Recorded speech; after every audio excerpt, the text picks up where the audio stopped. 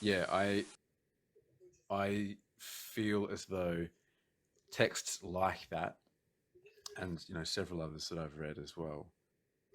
I found that same thing happen to me too. I just felt so much more confident articulating my position. I felt so much more aware of kind of the history of the controversy as well. Knowing, like, one of the things that I think this book does really well is it kind of gives you a bit of a timeline at the bottom of each page of when these ideas first came to prominence. I don't know if you remember that in the book, um, but it gives like a very very cursory introduction to the history of each of these philosophical principles too, which is so helpful because I mean, when I was younger, I kind of just felt because I wasn't really around anyone else who was interested in this stuff. I kind of felt like, am I the only one thinking this stuff?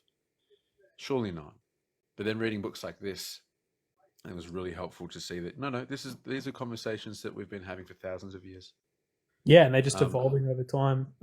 exactly. And yeah, when I hopped into that book, like even learning, like you said, the history of these philosophers, like Descartes, for example, and like Yes. Frank Johnson, just like excellent philosophers, but why they actually got into it. But then also people who played devil's advocate with their philosophy and was like, hang on a minute, man, like Getter's problem, for example, like I'm going to tell you why the tripartite theory of knowledge doesn't actually work in all situations. And you go, wow, I've used that philosophy for a lot of things, but knowing there's a devil's advocate towards it really opened my mind up. And there's two more books I've read as well. There's one called Critical Thinking, Logic, Problem Solving, like 4 in 1, which is a great book, and also Cool. a little history of philosophy, which is a bit more what we were talking about just then about how different philosophers actually came up with their philosophy and people that actually challenge them.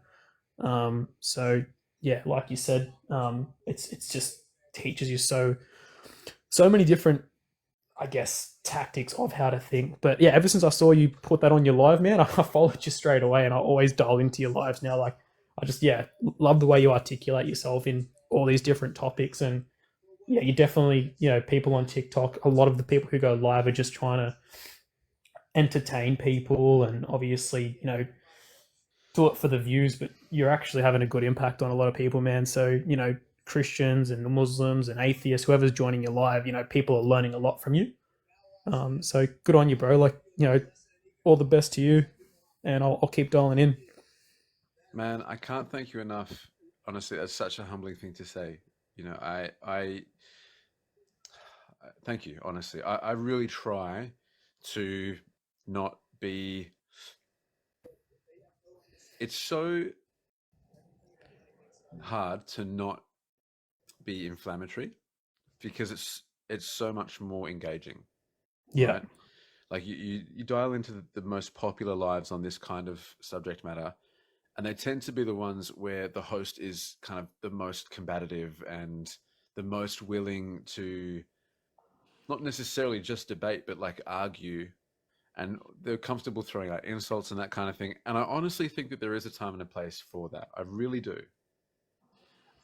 It's not my preference, but I think there is a time and a place for us kind of, having a more of an informal argument where there's not so much care being taken and we can just kind of, expose our positions and have people kind of, you know, we can kind of laugh at ourselves and each other a bit.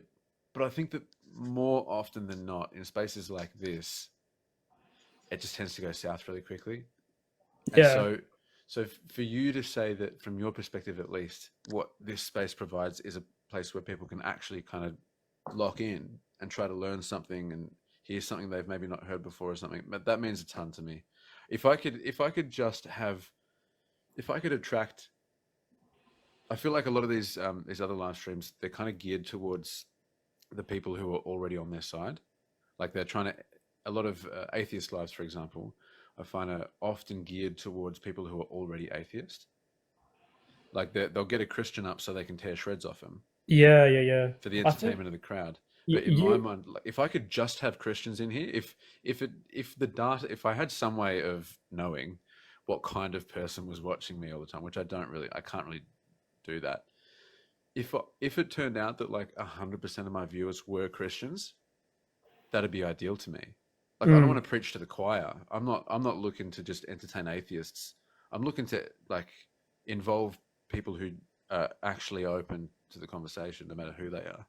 So Yeah, thank you like so much, man. I think your debate style is something I like to call the Titanic style of debate, which means you poke holes in people's theory. So like Oh, obviously there sure. was holes in the Titanic ship and water started coming in. Rather than attacking their belief, you actually find you poke holes and you're like, right, here's a hole in your belief system or in your theory or in your ideology. Now it's up to you to patch that hole up for me to a point where I'm satisfied with the quality of how you've patched it up. But if you haven't, I've left a hole in that which you're going to have to sleep on and either try and come back with a counter argument or accept that there is no counter argument and you need to do a bit more critical thinking.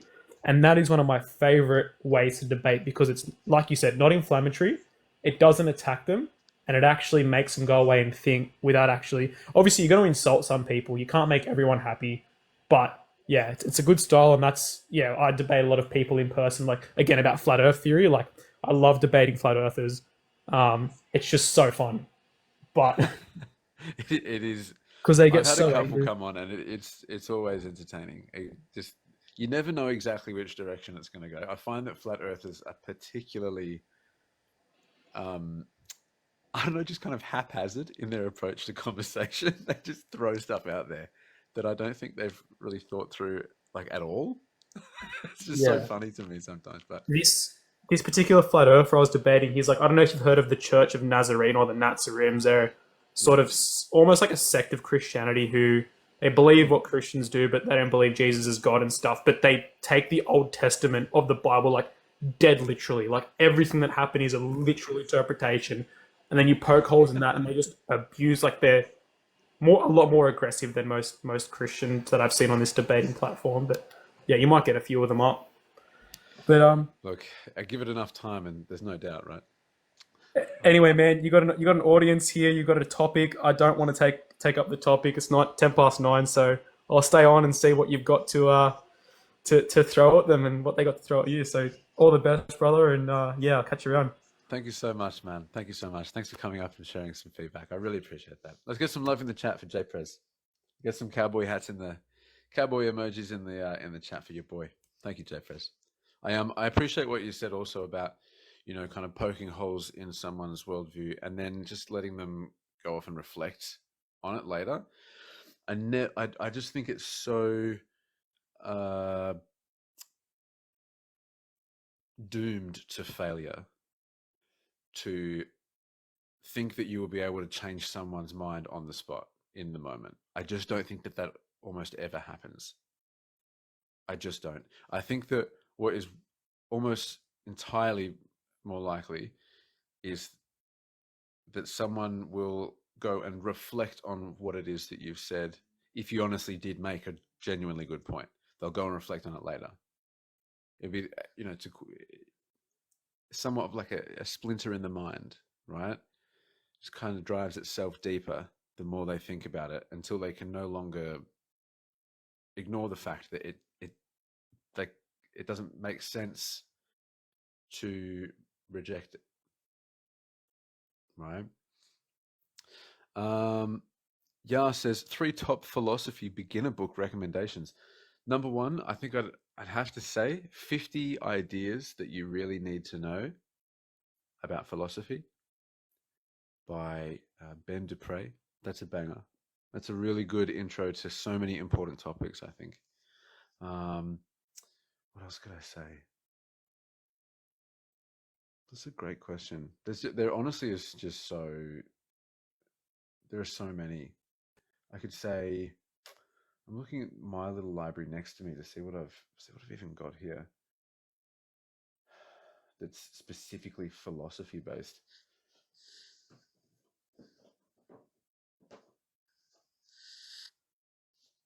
Um, this one's not strictly philosophy on the whole. It's kind of more about critical thinking. There's a book called Double Happiness: How to Identify Bullshit.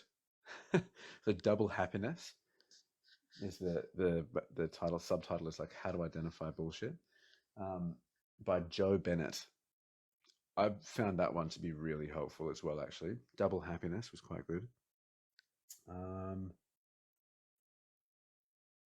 What else? My philosophy section is honestly not that well populated. Um,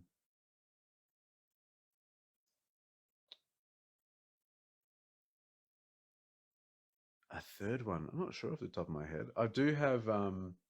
I've got a. I've got a. I've got a. You know, Dorling Kindersley, the DK books. There's one called the philosophy book. It's just called the philosophy book. That one's much more thorough. It's kind of like 50 ideas you need to know, but it's like a full sized hardback kind of not necessarily encyclopedia, but it just goes through the history of philosophy. It's all organized by topic, obviously. That one's like a next level 50 ideas you need to know. If you read the 50 ideas one first, followed by DK's The Philosophy book, that'll get you a fair way into the subject, I'd say. Hex, it's a real treat to have you. Thank you so much. My voice is great ASMR. I'll take it. I'm glad you enjoy it. McGraw. Let's have a chat to McGraw. I think I've seen McGraw in other people's lives. McGraw, can you hear me? Yes, I can hear you. Awesome. Thank you so much for coming up, mate. You are Christian, is that right? Oh, yes, I'm Christian. Okay. So I think I can tell where this is likely to go. Do you want to start with any of the prompts in particular, or would you like to start somewhere else? Um, I like to discuss why is there an issue with Christianity and homophobia?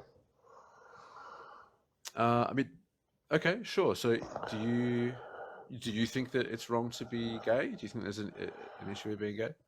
I don't have an issue with men loving men or women loving women. Okay, I think it's the sex part of um, P into A, okay. What's wrong with that? and it's a degeneracy because of not only bacteria, but it's not normal. It's a degeneracy. So, in your opinion, it's degenerate. Okay. Do you recognize that there's bacteria literally all over and all the way through your body? Sure. Like most of your biomass actually Right. is not your body; it's actually microbes. Right. But So fecal not matter just is not a little just different. that's right. But you've heard of douching before, surely? Is douching any way to get rid of bacteria? Yeah, it helps. It reduces it. Yeah, it's So also when it's you also have not. how many feet of intestines do you have? Do your douche go all the way to the stomach? No. Do you No. think it needs to? So do you think douching is a good enough way to get rid of bacteria? Well, I mean, we use mouthwash, knowing full well that it doesn't clean out our entire system, Right, does it? but It just what's it in our just mouth? McGraw, What's McGraw, in our mouth? McGraw. I hope you've noticed that I don't speak over you when you're speaking. I'll ask you to do the same. Oh, okay, good. I'm Um, sorry. it's okay. I uh, I mean, we use mouthwash, right? Knowing full well that it doesn't clean out our entire digestive system. It just cleans out our mouth. So I don't think that we have to have our entire digestive system clean before we engage in anal sex or anything. I don't think that's necessary. I mean, do you think that before receiving oral sex, someone's entire digestive system No, should that need to be oral cleaned out? sex as well is a degeneracy. Can you tell me why I should agree with that? Because that's your Um, opinion, but why no, should I yeah, listen? that's just my opinion. Correct. But when you talk about, I mean, do women like to do A to mouth? I think it depends on the woman. I mean, Right. So you laugh about it and you make like a joke and an issue. you look. To be fair, these are questions that I've already thought about for a long time, and it's funny hearing someone ask them when I've just kind of not really had a problem with this stuff for so Right, long. It because doesn't. It seems kind of obviously fine to me. I mean, these are people who are doing things consensually with an adult partner. Yeah, sure. It's not really my business, honestly. If like I'm not like, for No, no, example, of course. Yeah, example, it's I'm none of my not. business. It's my opinion. Yeah. So that's what I'm saying. Like, Yeah, I why don't, should I think that it's wrong to do these things? Like morally wrong. because it's a form of transmitting hepatitis. Well, you can transmit diseases just by like high fiving. So do you How think about that high AIDS? Can five? you So can you high five AIDS into someone else? McGraw, hold on. So do you think that high fiving is degeneracy? No, I don't think high fiving is degeneracy. Okay, so it's for you. It's actually not just about whether or not diseases can be transmitted, because then you'd find all sorts of other things to be degenerate as well, which you're saying you don't. So, given that it's obviously not about the transmission of disease, what else might it be for you? Just a sexual deviancy, that's all. Sexual deviancy. When you say sexual deviancy, what do you mean? I mean, it's not a natural form. It's not natural. Okay. So Yeah. when you say natural, what do you mean? I mean, if the natural order is for a man to be with a woman and for a P into a V, right? Isn't that the No? same concept of being the hitter or the catcher? Yeah, I don't see that it's unnatural to engage in same-sex acts, though. I mean, everything that exists or occurs within this universe is by definition natural. Like No. high fiving is natural. Building skyscrapers is natural. The birds and the bees are natural too, like the animal kingdom and forests and rainforests and the ocean. That's all natural too, but so are we. Everything that we do is natural too, because we are part of nature. The sun is natural. Our entire solar system is natural. Everything that exists and occurs is natural. So when someone unalives someone, is that natural? Yes, it's It like is natural. There's yes, it is. nothing wrong. There's nothing wrong against the order of the universe when someone unalives someone. No, I'm not saying this is an appeal to Uh, nature. uh, uh, So uh, no, McGraw. This is called an appeal to nature fallacy. Just because something is naturally occurring, that doesn't mean that it is therefore moral, right? There are all right. kinds of things that occur naturally that Exactly. we don't have to think are moral. Okay, like just because it's natural for people to, I don't know if I'm allowed to say, unalive each other.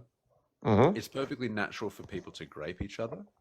It's perfectly It's natural. natural. It's yes, it is. It occurs in nature. This is nature. Welcome to nature. Yeah, but It's you're a perfectly naturalist. natural.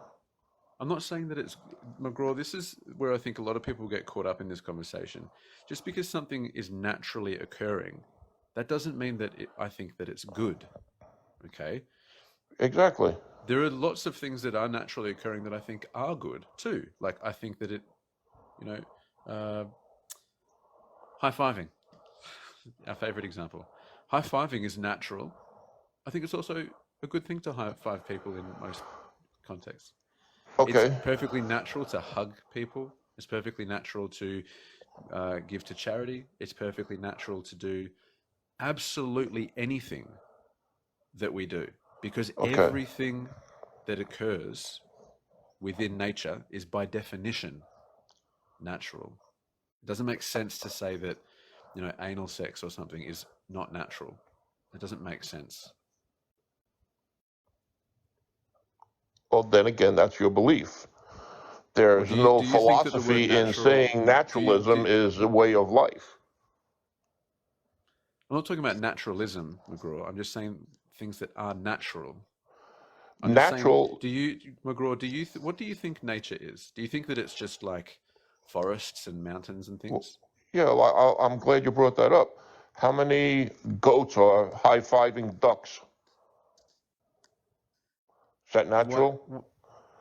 So when you if high-five a someone, goat, McGraw, you keep if a saying goat, high-fiving. McGraw, I'm responding to your question. If a goat ever high-fived a duck, then yes, that would be a natural occurrence because it occurred in nature. That's how that's how this works. Everything that occurs within nature is by definition a natural occurrence. Not really, no. Okay, so Yeah. can you So again? you can What do you laugh, think? and What do you then try think to make your natural? point. Well, because McGraw, you're just not using the word the way that the word means Right. anything, So right? So nature, what do you think nature nature and is? natural. What are the difference between nature and natural? So nature is everything that exists and occurs, and something that is natural is something that does exist and occur within nature. So think Right. about if I draw you a circle right now, Yeah. and this circle and everything inside it represents everything in the universe, all the events, all of the objects, everything that is, everything that exists. This is nature. Capital Wrong. N, nature. It's not just, It's what the you plants and perceive. it's not It's just the what you're plants and the perceiving as nature. McGraw, hold on. It's not just the plants and the animals on planet Earth. It's also our solar system, our galaxy cluster. Everything in the universe is natural. Atoms colliding with each other, that's natural. Right. People going out for lunch together, that's Gotcha. natural. Gotcha. Wars, famine, Gotcha. these things are natural. Everything is natural. Okay. So what you're doing is you're trying to make a point that wars and graping are natural, and it's They are not. natural. No, they're not. That's not a natural function of society.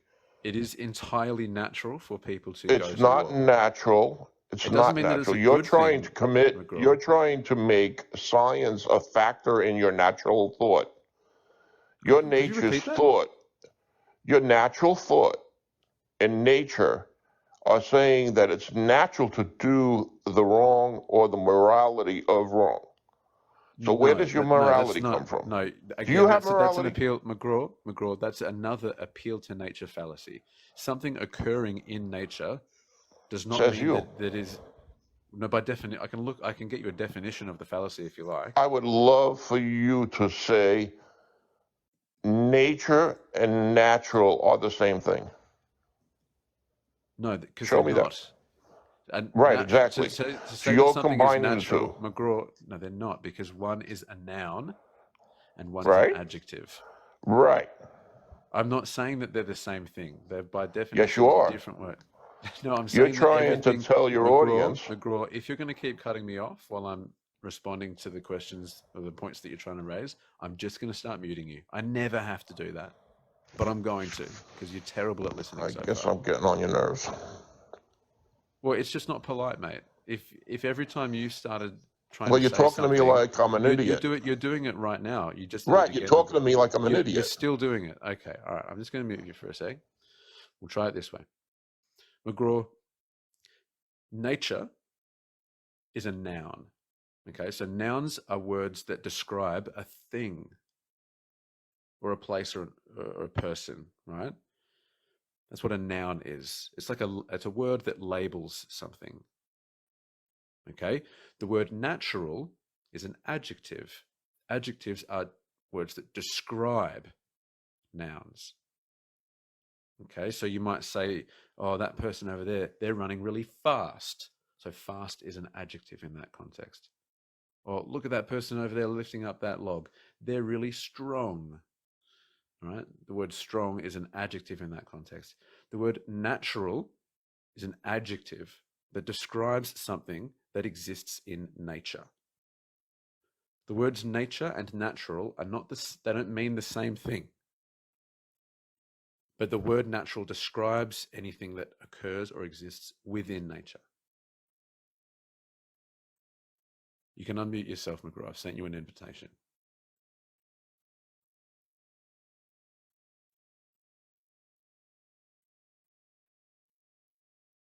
McGraw, I can't unmute you for you. I've sent you an invitation. You've now got to select your little microphone button to come back online again.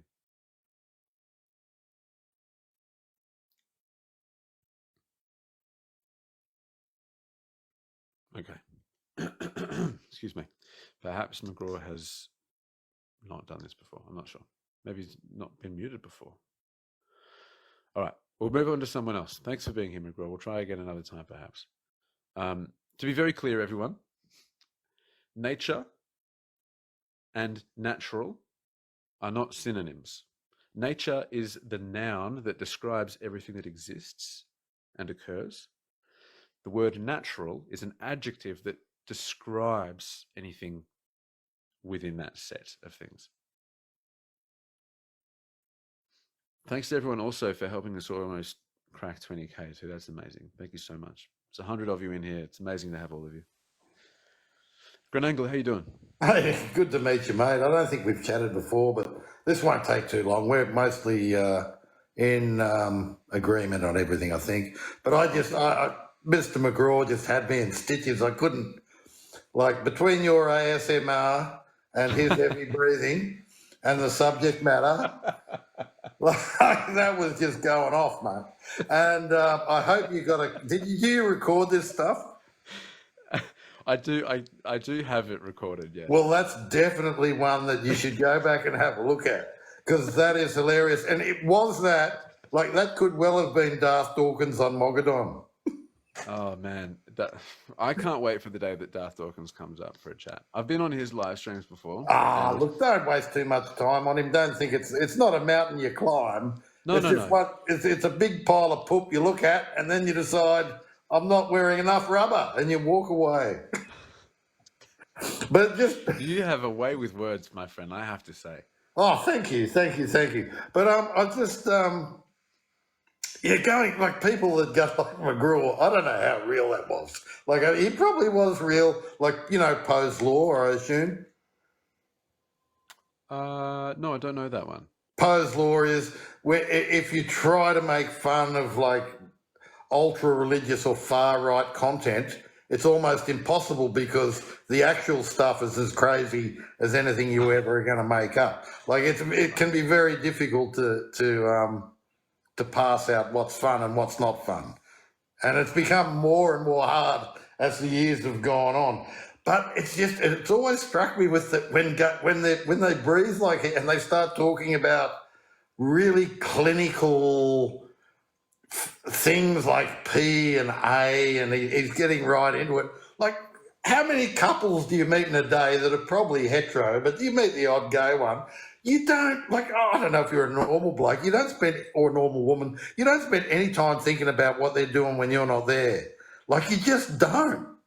You just do not. And if you do, you're probably going to go, ooh, like that'd be, ooh. Right. And to me, it's just like, if it's not to your taste, then don't do it. Yeah, exactly. Right? Like no one's forcing you to have pineapple on your pizza if you don't want it. So don't freak out. I didn't know where that pineapple was going for a minute. somewhere natural. Well, that's good. Well, some people would say not. Anyway, Daniel, you do a fine job. I do enjoy your show, but please do go back and have a look at that. I would love to. You've got a YouTube channel, have you? I do have a YouTube channel. I've not been uploading to it though. I'm conflicted about whether I will or not. I'm in the middle of putting together a Patreon account though, where I will be uploading all of these too. Anyway, I have seen some goodies. I've seen some goodies, but trust me, man, that one was gold. That was comedy gold. That was a banger. I'm glad you were here for it, mate. Thanks for your feedback. So am I. You have a good night, mate. Take care, mate. Thank you. Thank you so much, Ominous. Yeehaw. And let's get some love in the chat for Grenangle too. I've seen them in the chat for a while, but I think that's the first time I've spoken to them. Thanks for being here, mate. McGraw is back. All right, here we go. I'll give you some more banger, and he was right. Everything was poop. That's how he started off his conversation. Well, look, you're welcome to your opinion. To be clear, McGraw, again, if you're going to continue cutting me off, I am going to mute you. And you're welcome to unmute yourself again when I send if you mute me, I'm not going to unmute myself. It's your choice, man. I mean... Okay, so that's rude. So No, when you it's have a it's not debate, rude, sometimes McGraw. I'm you talk sorry, mate, over but each other when to make a point. McGraw, no, not So here. No, have you sorry, ever mate. been in If a that's debate before? McGraw, I'm going to repeat myself. If it is too difficult for you to play by the rules here in this space, then I'm going to let you go and we can try another time. Okay? Do you understand? Yes, sir. Aye, aye, Captain. Okay. So to return to what we were saying before, do you understand the difference between the term nature and the term natural now? Or do you want me to give it again? Is that a question? Can I answer?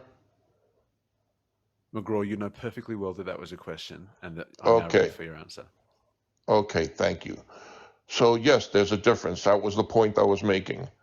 There's a difference between nature and the natural is something that occurs in nature but doesn't in humans. Okay, so you think that nature is everything that occurs or exists except for anything to do with humans. Yes. And with primates, there are some issues that are unnatural and they've gotten it wrong. I've seen dogs do things that are unnatural, that are wrong. There's no reason for a P to be in an A because nothing comes out of it. There's no reason for it. Nothing comes So out of that's it. why it's unnatural. I think men loving men, there's nothing wrong with it. So, Living together is nothing wrong with it. Men can love men. Even Jesus spoke, he loved all his disciples. They were all men. that's Okay, so fine. I don't have a problem with people having men. Do you have a problem with scat? Scat sex? Look, it's not for me. I don't think it's for most people. I don't think there are many people who are into it, Okay. but Do you think that's a good thing?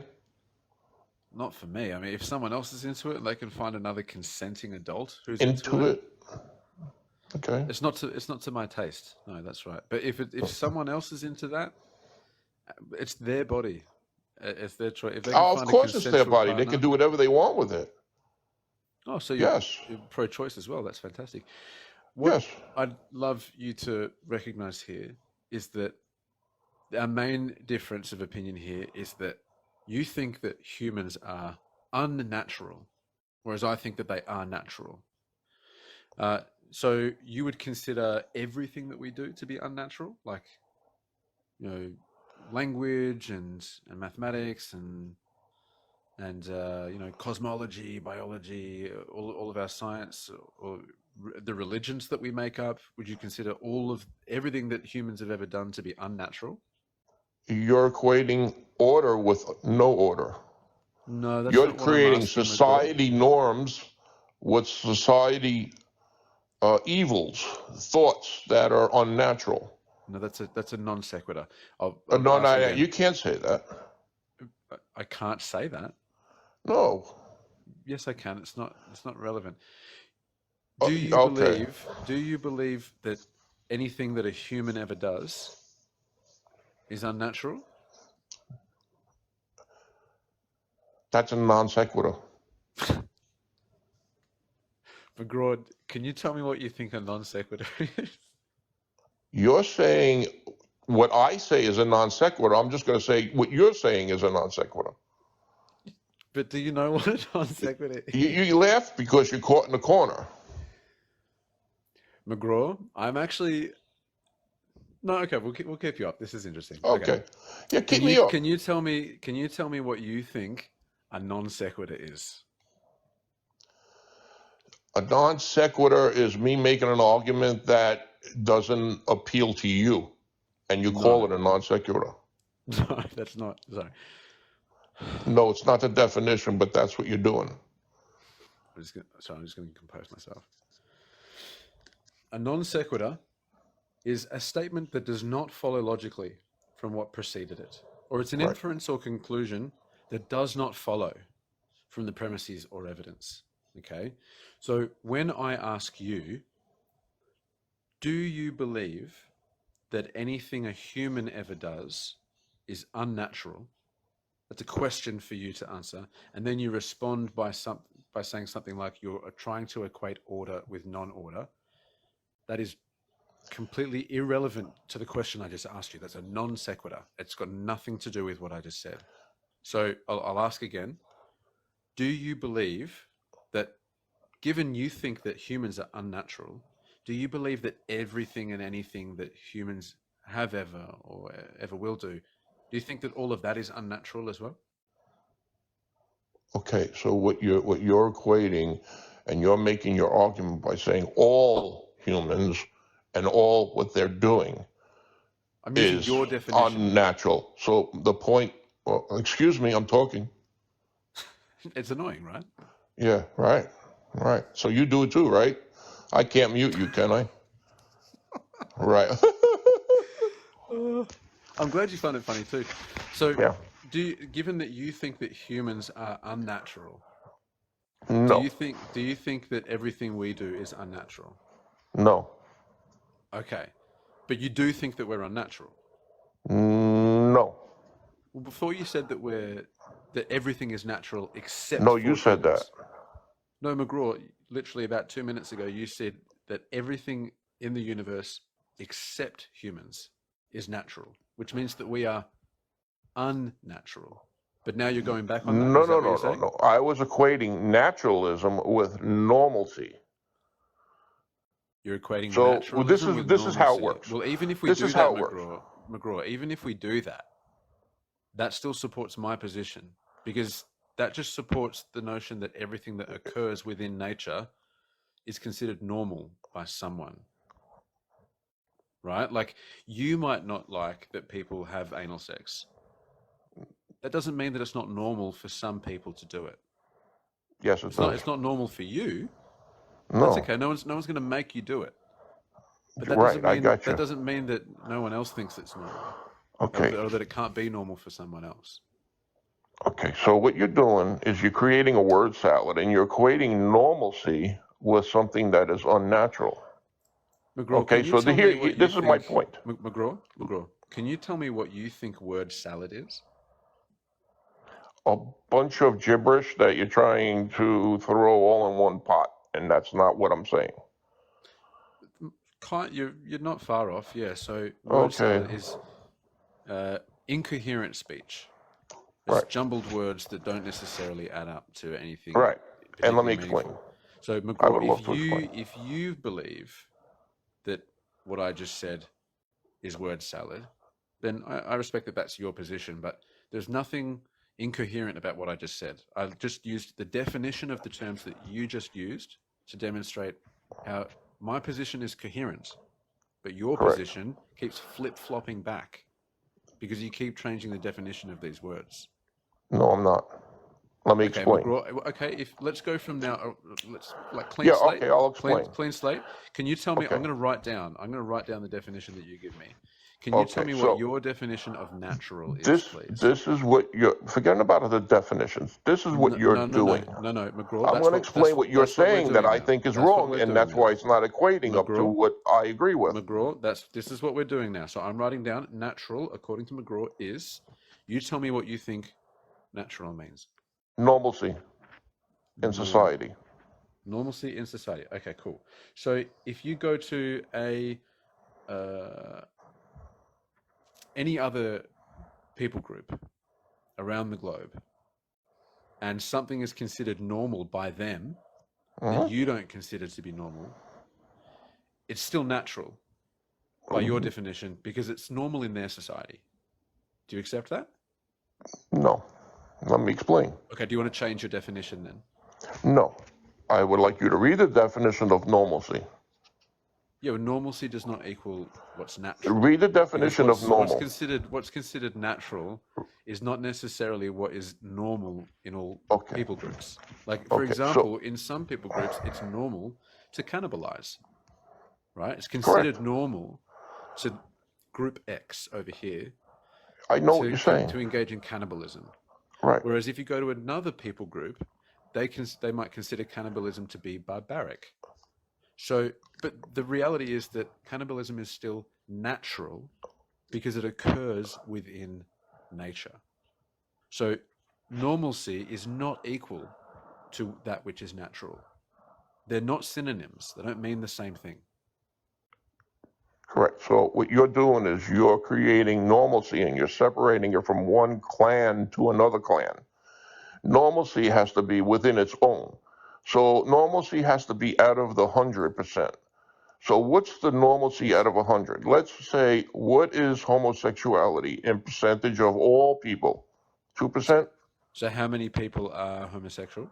Yeah, 2%, maybe 3. Homosexual statistics. Let's find out.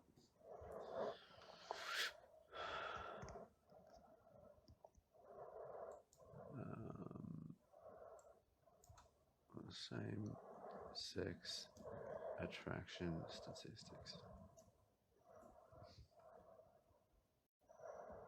Here we go. Prevalence of sexual orientation across 28 nations. Let's have a look here. What can I find? There's 170 nations. I understand that, but obviously this study hasn't looked at all of them, and that's okay. We can. Right. I can spend more time looking for a more comprehensive study if you prefer. Yeah, I've done this before. It's like 2.5 to Here we go. 3%. So it's from somewhere between, including bisexuality and homosexuality, across these 24 nations at the very least. We observe rates of 1.5 to 5%, so somewhere in Right. there. So that's what I said, right? 2.5 to 3%. Sure. I think I'm right about there, right? Sure. Okay. So in general, out of 100%, what is the percentage? About 3% on an average. Let's just go with 3%. Sure. Okay. So is that homosexuality the norm, or is it not the norm? No, it's not the norm. Right. So it's not normal. Well, not across the board, but if you take Right, a exactly. if you That's take a my point. subgroup, well, if you go to a gay club, within We're not that doing that. community, We're not talking about a gay club. no, you're not talking about a gay club, McGraw. No, am. I'm talking about 100% McGraw? of the people, 100% of the 27 nations that you quoted is about 3%. Okay? Yeah, that's And right. I'm But asking that's you, not the point, McGraw. yes, you picked 27 nations. That is the point. You picked the 27 nations. I told you there's 170 nations. So out of 170 nations, it's more like 2.5%. Okay, so that's not the norm. The norm of homosexuality is let's say 55% or 70%. That would be the norm, right? Well, the majority, yeah, but that's Right. fine. Right. Just That's because my something point. is not My normal point is it's across, not normal. just because something is not normal when you take the entirety of a population into account, that doesn't mean that you can't find places where something is considered to be normal, right? Like, it's not normal in Australia to speak French, for example. Gotcha. But if you go to France, it is normal to find people who speak French. Gotcha. But it doesn't mean that speaking French is normal Gotcha. everywhere. It depends Gotcha. where you are. It depends on your context. If you go to And a gay club, you're going of to find course, that it the depends on your majority of context that you lean McGraw. towards. Right. So Exactly. this is why So this is picking what out a statistic, McGraw, thank you. This is why picking out a statistic like, the fact that, roughly 3% of all humans experience non-straight sexual orientation. That's why just plucking that statistic out of wherever you want to pluck it from and using it as justification to say that it's degeneracy or that it's unnatural, that's why that doesn't make sense, right? Let me ask you this. It does make sense. No, it doesn't, because Yeah, you could why- say that the wait, 10%, McGraw, you could say that because 10% of people are left-handed, it's unnatural to be left-handed. And that doesn't make any sense. Yes, it does. No, it doesn't, because left-handedness occurs in nature. It's perfectly natural. It's just not that common. Right. So what I'm saying again, I keep repeating myself, you're equating your naturalism thought to norm. If the No. norm, what is a norm? What's the normal? What's Again, the it normal out of depends on 100% of set. society? So, McGraw, it depends on the set that you are analyzing. Right. And we chose a set. You came up with 27 nations. right? Yes. And we figured out what the percentage is, somewhere between 1.5% to 5%. And I said 3.5%, right? We Yes. agree on that? Okay. Yes. Did we agree out of 100% is 3% the norm? No, but that's not the So point. it's not normal. That's correct, but that doesn't mean that it's not natural. Thank you. Thank you for agreeing with me. It's not the norm It's not across the normal. entire. It's not Yes, normal it's not across normal. McGraw. If We're you talking can't, about if you can't society, stop, pal. okay, I'm going to mute you again, and you're welcome to unmute yourself if you feel like it, or you can just refuse to unmute yourself. It's up to you, unless you can listen. Can you listen? I can listen. Okay, so something being normal is irrelevant here. It's whether or not it's natural. You don't have to be part of the majority in order to still be natural in your inclinations.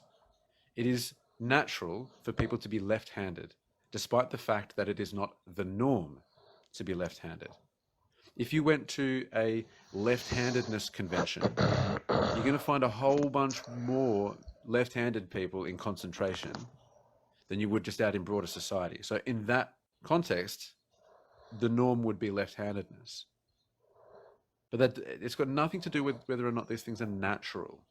If you go to a gay club, just about everyone in there is going to be gay. I used to have a gay club, believe it or not.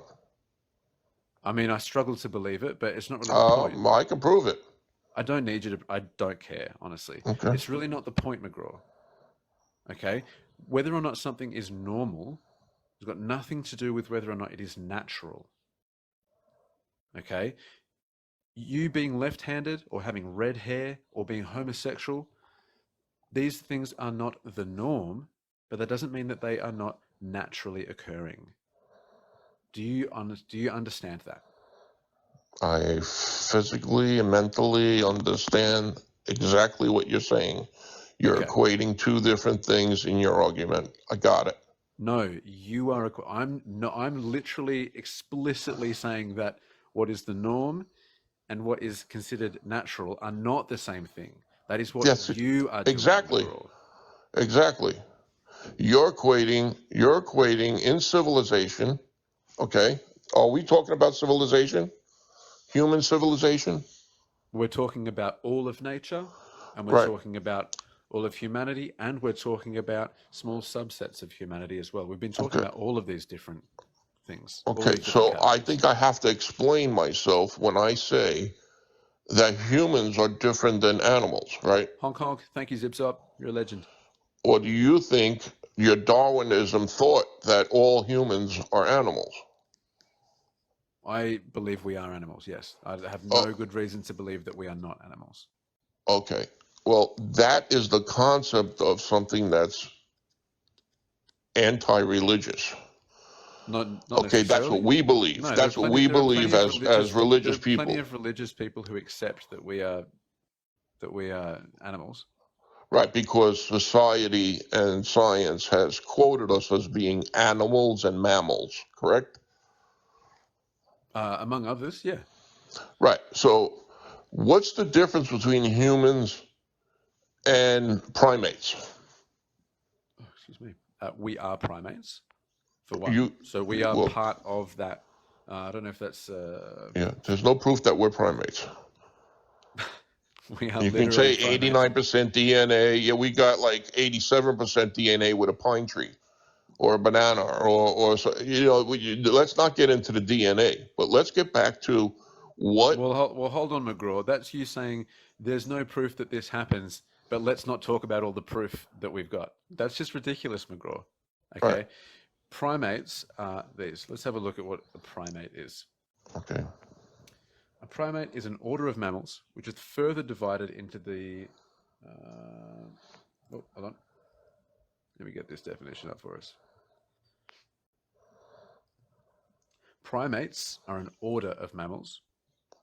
So it's a subset of mammals. Not all mammals are primates, okay? Agree. But it's a subset of mammals, which is I further agree. divided into the strepsirrhines, which is like lemurs and lorises and things like that. The haplorhines, so like tarsiers, and also monkeys and apes. Okay? Now, apes, that's I don't know if that's like a family or exactly what that is. I'm not up to date with my my taxonomy, to be fair. Oh, hang on, here we go. It's a suborder, perhaps? Not sure. Or an order? No, suborder, I think. Either way, we qualify as apes because of our anatomy, our genetics. We are apes. You have hands on your feet. You don't have to have hands on your feet to be an ape. Okay. You have a head structure with muscles that can squeeze down at like what, 600 pounds or something like that. You don't have The to breathing. have that. Do you sweat?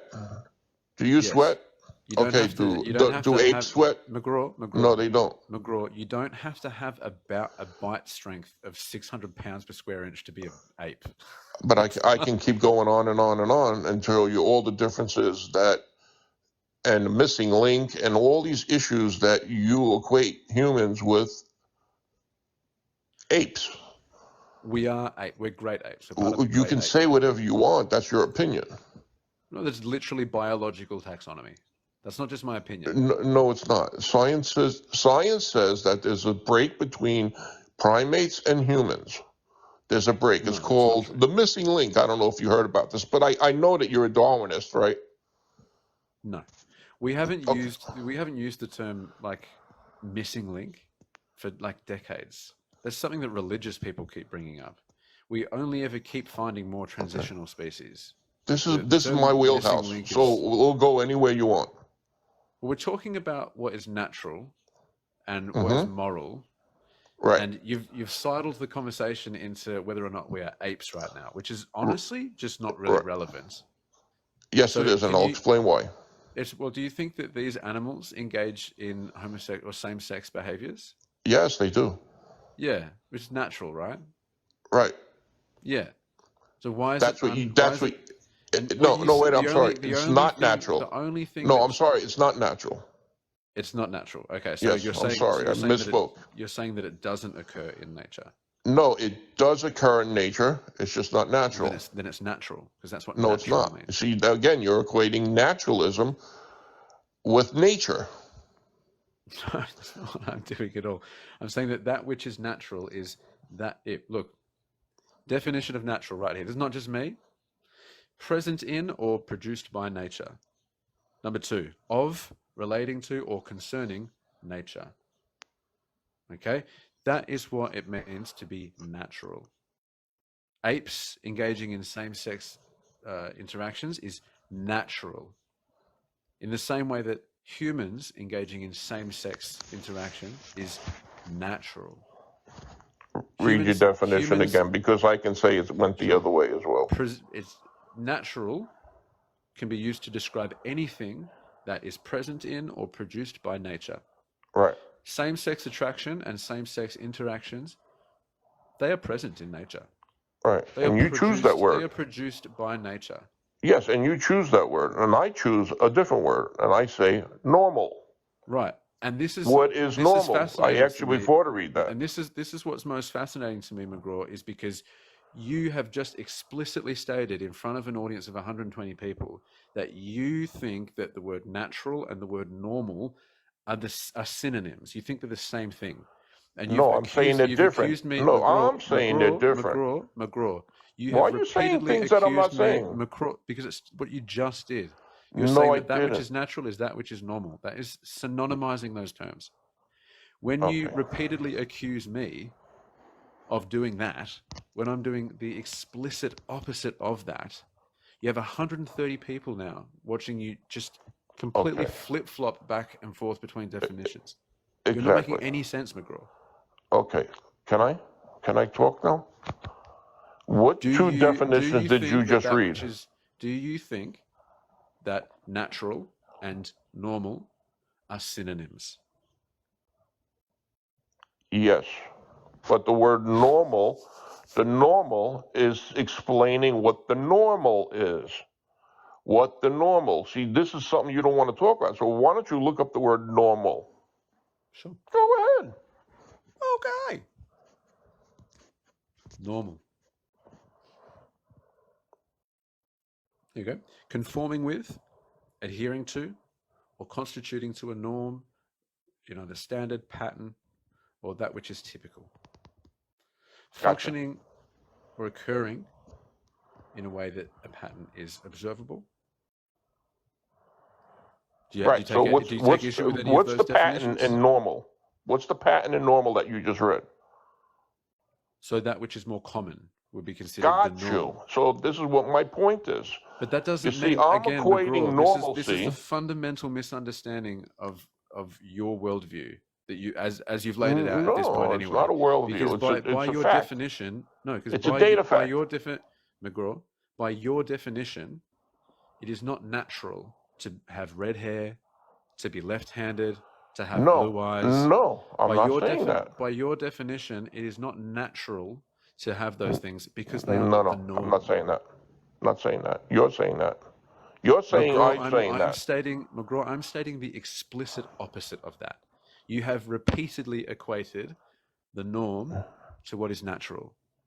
No. Yes, I am making an argument that you're saying everything is natural, and I'm saying that homosexuality is not the norm. I agree with you. I went with that already. We discussed the 27 nations. We discussed 100. What 3% out of 100 is? It's not the norm. That's correct. But you want to keep shoving your word salad down my throat and keep saying you're jumble. Okay. You can laugh because laugh because you're looking for words in your brain. You see, this is the difference. Oh, I got Deers words. and elephants don't think honestly, about words in their brain. At this point, I'm honestly just letting you give yourself enough rope. Like, you're doing my job for me. So here, let me give you some logic that you have a block with. Okay? What I'm driving towards is humans are different than animals, but you're trying to equate them as the same. What makes us different? Yes, what makes us different is we have a conscience. We have a conscience, a physical understanding of observing reality, when apes don't. They do. Okay? It's not as complex animals and don't. nuanced When they as look in the ours, mirror, but they don't look in the mirror. McGraw, Can I finish? McGraw, we observe that kind of behavior in just about every social species. It's not as nuanced as I'm not we can talking tell about ours behavior is. right now. McGraw, it's not as nuanced or as detailed as we can observe it is in humans, but that doesn't mean that a conscience, like a moral compass per se, doesn't exist in any other species. That just is not what we observe. We observe the opposite. Okay, so now you agree with me. No, I explicitly disagree with you. You just agreed with me. This is my point. Now tell me if you agreed with me. McGraw, you were literally just saying that something that Hold separates on. us from animals. Hold on and stop trying to flip everything I say. McGraw, I'm not flipping anything you say. You're flipping everything you say multiple times. I'm sorry, you can't get it. McGraw, you explicitly just stated that something that separates us from the animal kingdom is that we have a conscience, right? And I just explicitly stated that the opposite is true. And then you just said, oh, yeah, that's what I said. McGraw, this is ridiculous. No, you said conscience and morality, that we have a difference between animals. Back and forth between definition. Okay, so let me clarify my standing. And I'm going to ask you questions, okay? You could try. I don't know. Do humans, what your goal is, but... are humans apes? Yes. Okay. Are humans and, let's say, a deer, are they the same in conscious mind and thought? No, I don't think that humans are the same in their degree of consciousness as even the other apes are. Yes, that's my point. So this is my point that I'm trying to drive, and you keep going to the other side. That's not what you said, McGraw. You said that what differentiates us from, what makes us categorically different to all other animals is that we have a conscience. And that's just literally not true. We observe moralistic behavior in many social species. That's another feature. Yes, moral. I agree with you there too. So we have a so morality. this is what I mean, man. Is you're just going back and forth from agreeing Because you're and agreeing with disagreeing me and then with you're the, disagreeing with me. You're agreeing with me and then you're disagreeing with me. And because this is you what you're keep making changing confusing. you keep flip flopping your position back and forth. No, I'm flip-flopping my reverse argument with you that you keep going back and forth and you're not staying with the topic. McGraw, I My got to be honest topic with is you. this. McGraw, Let me explain my topic, McGraw, please. McGraw. I got to be honest with you, man. I don't actually think that you're genuinely interested in being intellectually honest here. I think that you are honestly just interested in having an argument for argument's sake. I don't think that you care whether or not the things you say make sense or not. So I'm actually going to move on to the next person. And I wish you all the best. I really do. And perhaps we can try another time. Can I ask you one more question? You're not. Can I ask you You, one more question? no, we're actually not going to have any more questions for tonight. Can I ask you one question? But maybe another time we can. Let me ask you one more question, and I'll never bother you again. I wish you all the best. No, you can bother me again another time. I don't think it's. I think it's too tricky for you tonight to follow the conversation. So we're going to try something else. We're going to move on. We'll try another time. All right. Thank you, everyone, for your patience. We're going to move on to the next person. Thanks for double tapping too, everyone. Keep it coming. Max, how you doing? Good. Awesome. It's wonderful to have you, mate. I hope you're well. Do you think that it is wrong to be non-straight? Do you think I should be offended by pride events? Do you think we shouldn't teach about orientation? Well, for the teaching part, sort of not. Well, it depends. Like, it depends how old they are, I guess. Sure thing. Okay. You don't think when do you think it should be okay to teach about orientation? Okay, I think like probably from like I guess 10 to, but not like they shouldn't teach about what you do. They should just talk about it and say it's a thing. But I was kind of wondering a question for you. That is what they do. Yeah, okay. I was kind of wondering a question for you. Why were you homophobic and when did you stop being homophobic? Sure. I was homophobic because essentially I was raised to be that way, right? Like I was raised by Christians. I was raised in a largely homophobic context, you know, lots of homophobia around me. It was considered appropriate to be homophobic if you were a straight male where I was, you know, there's not really that much pushback. You know, we kind of just got away with being homophobic a lot. I think that what stopped me was developing a bit more empathy, honestly, and being educated more on the topic. Right? I think that something that helped was number one, just asking myself whether or not I could even help my orientation. Right? Like, I certainly don't think that I can control my orientation. And I don't believe that people who aren't straight can control theirs either. And I don't see any good reason to consider same-sex interaction or even attraction as immoral. I don't see any good reason to think that it's wrong, despite the fact that you know it was constantly used as you know an insult and considered to be a weakness, and you know it's often labeled as like degenerate or disgusting or something. I just don't agree with any of the arguments that people make for that. I don't think it makes sense. What do you think? Do you think there's anything wrong with it? Honestly, I'm bi and I have a boyfriend. Awesome. Based. Yeah. Good But times. okay, I don't agree with the fucking gay prides though. I think that's kind of like over the top. Oh, okay. Sure. What's that? Well, it's just a little bit showy.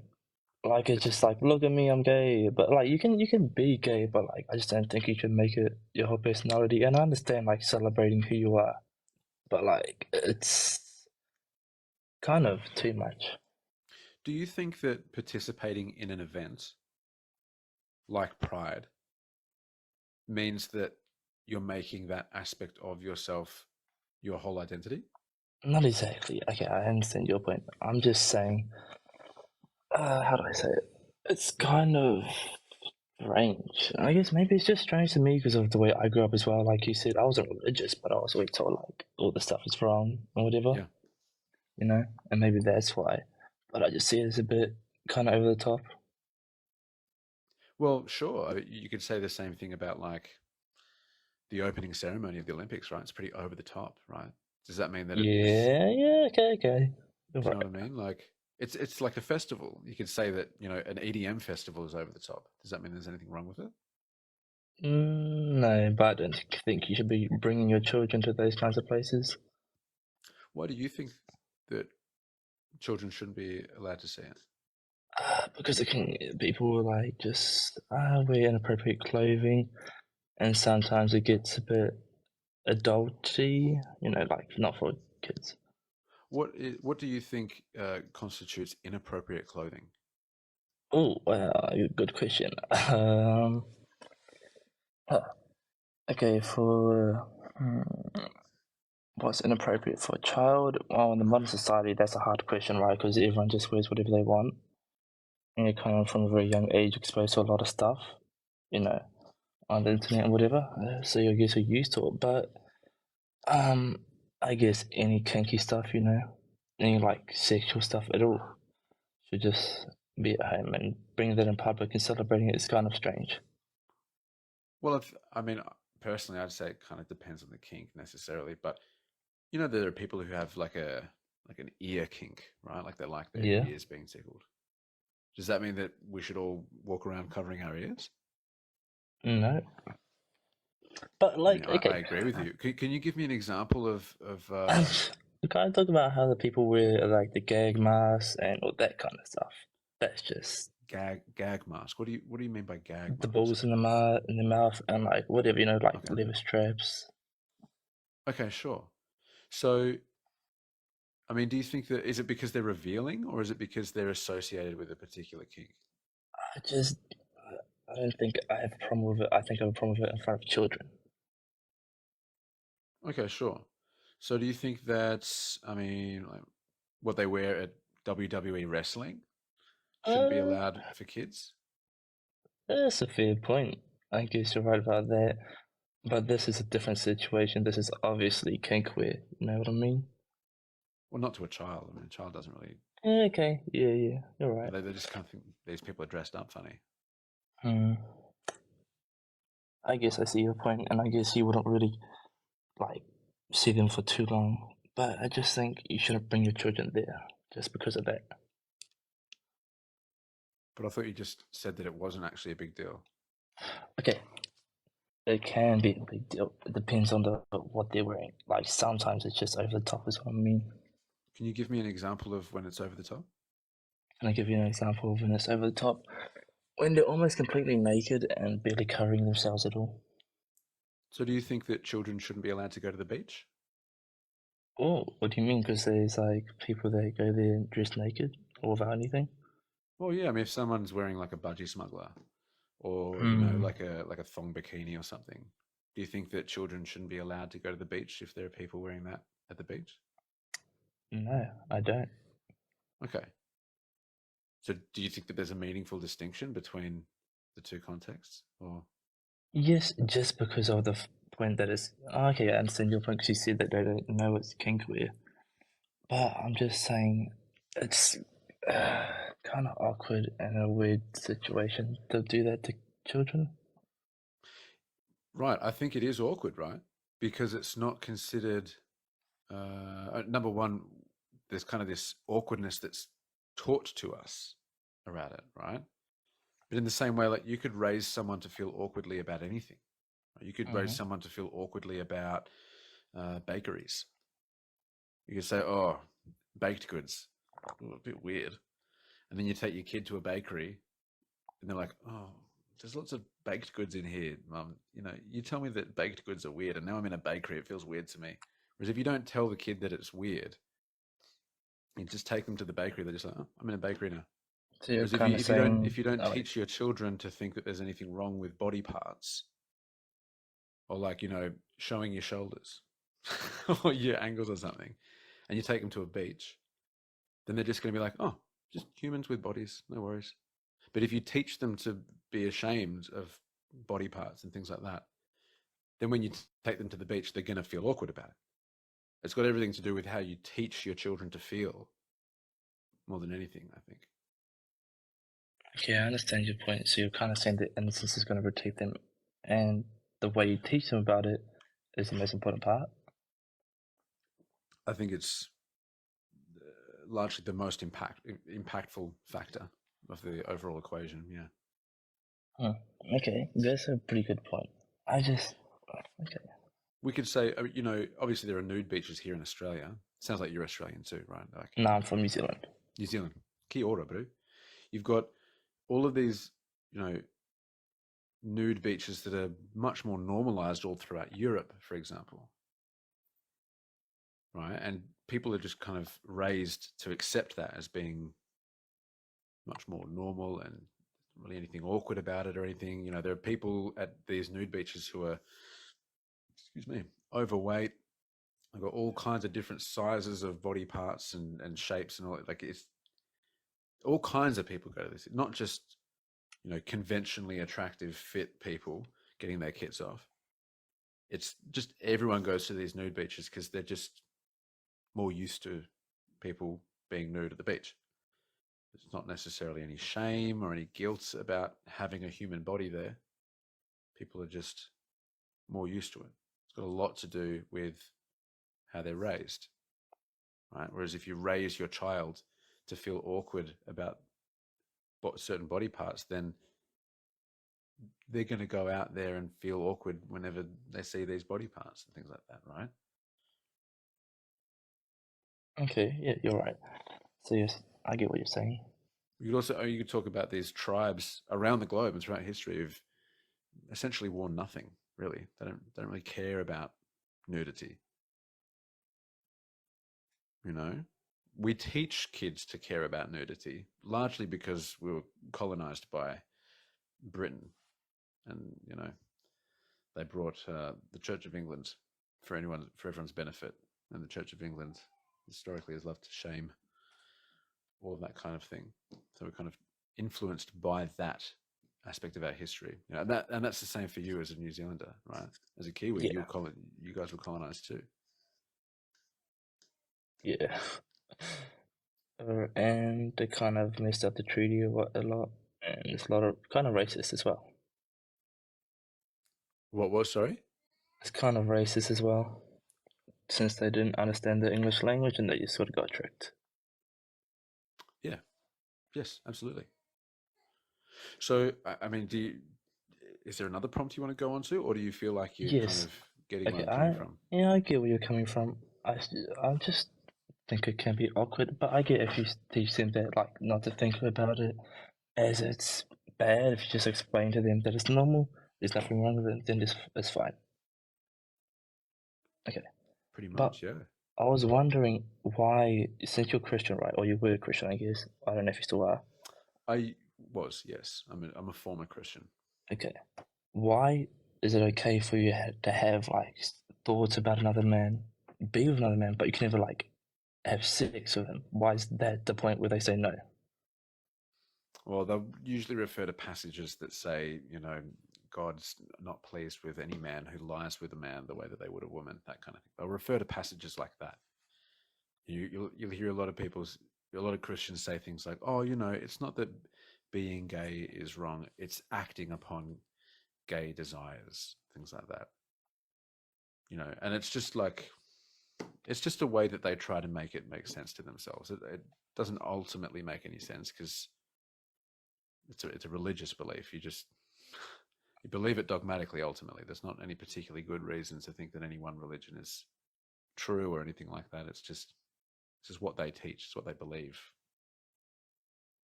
It's a bit strange. Because why would you be in a relationship if you're not going to do anything? Like, a relationship isn't all about sex, but at the same time, it's a part of the relationship. Well, there are plenty of asexual people out there too who don't really feel, sexual attraction. They don't really necessarily feel. I do not desire. understand that at all. Yeah, because you're not asexual, right? True. You're bisexual.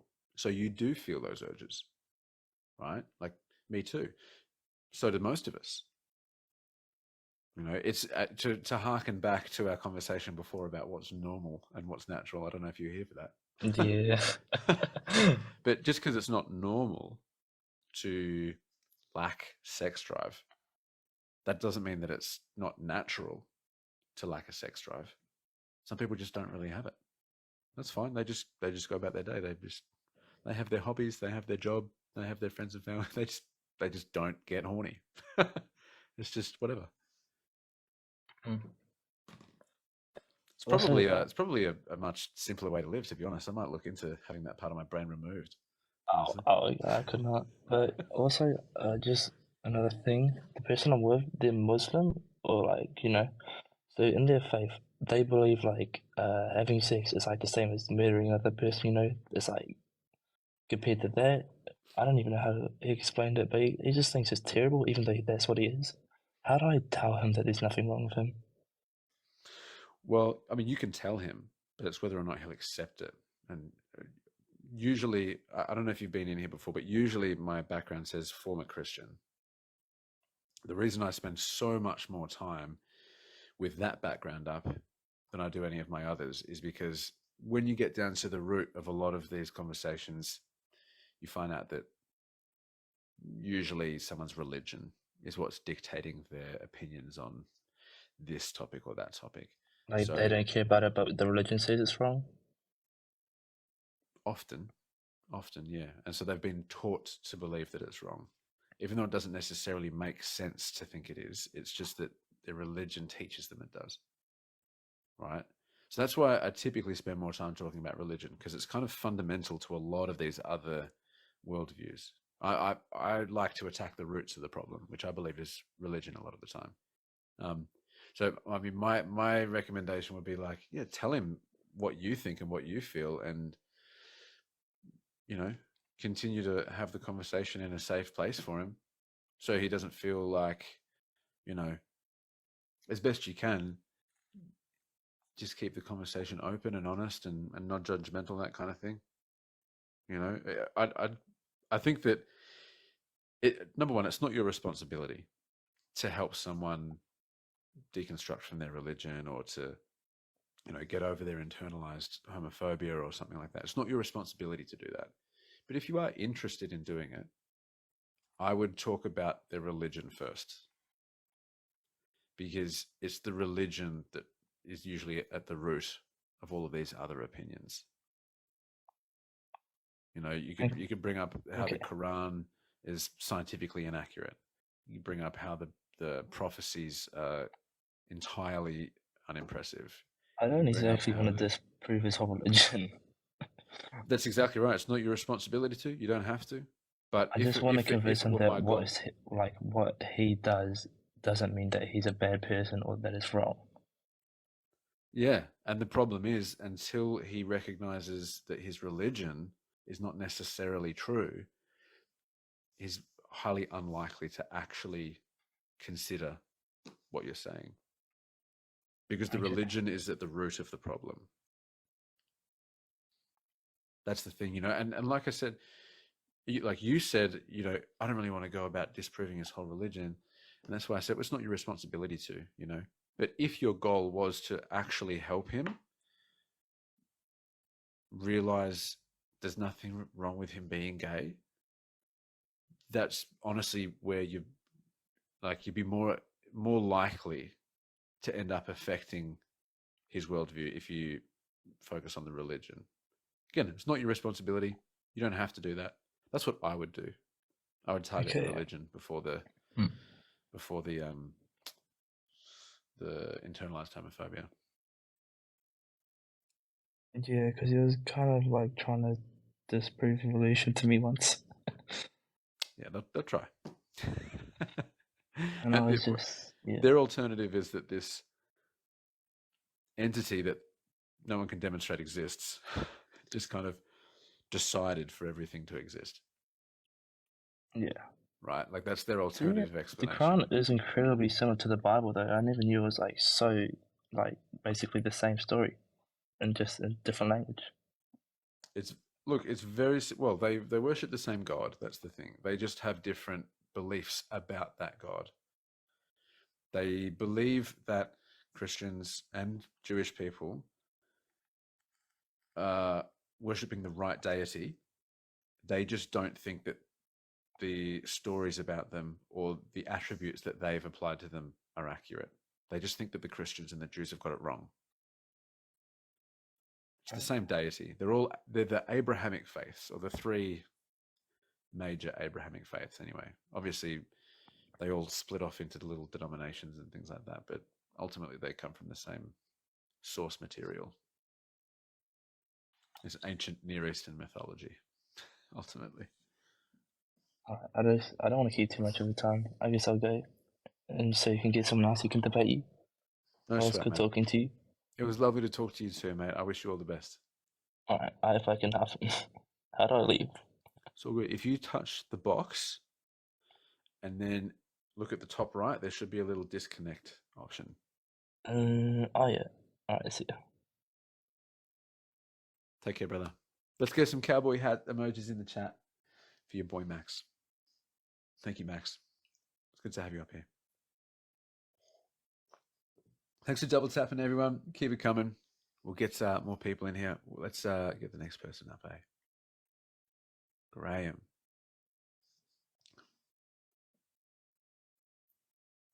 Graham, do you read me? Come in.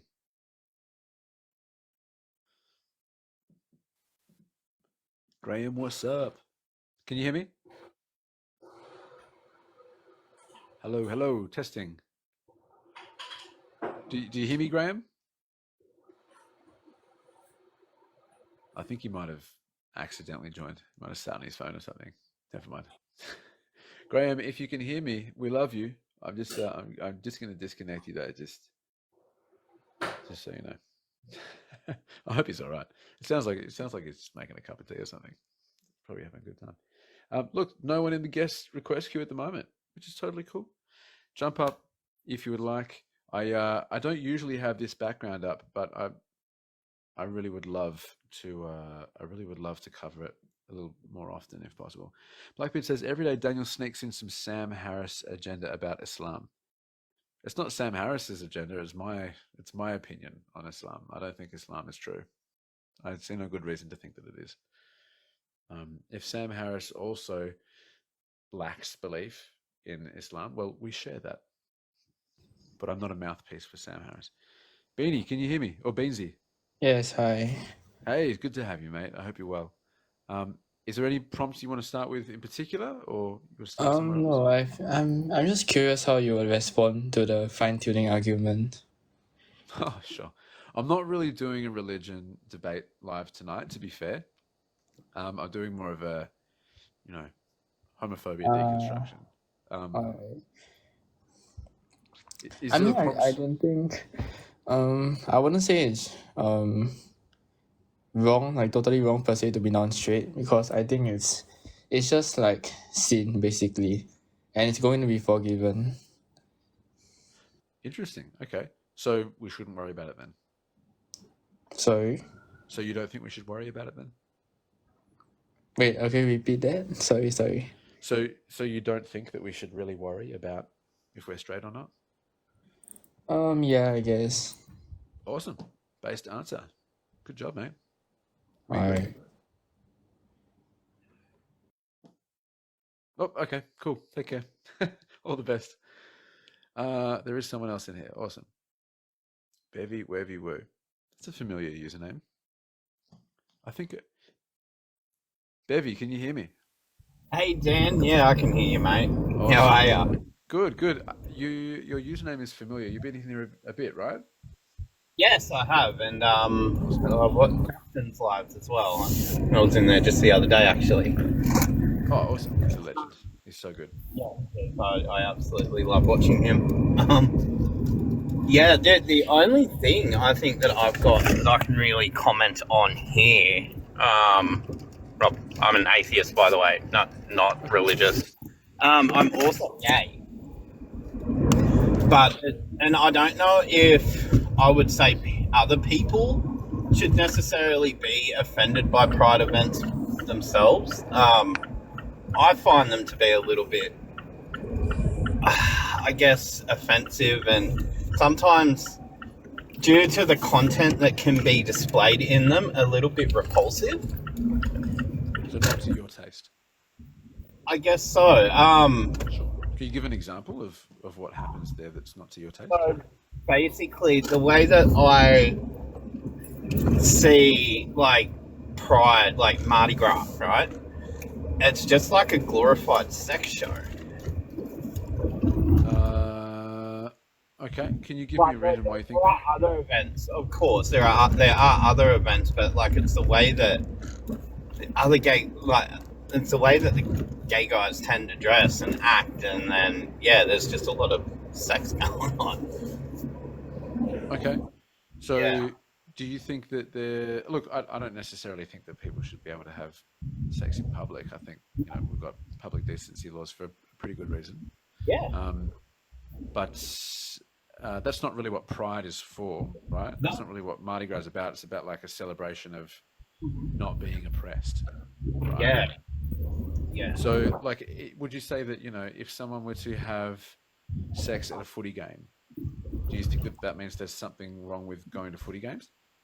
I mean, if it was to happen on quite a regular basis, then, I'd say sure, but otherwise, if it was an isolated event, no. Sure. Okay.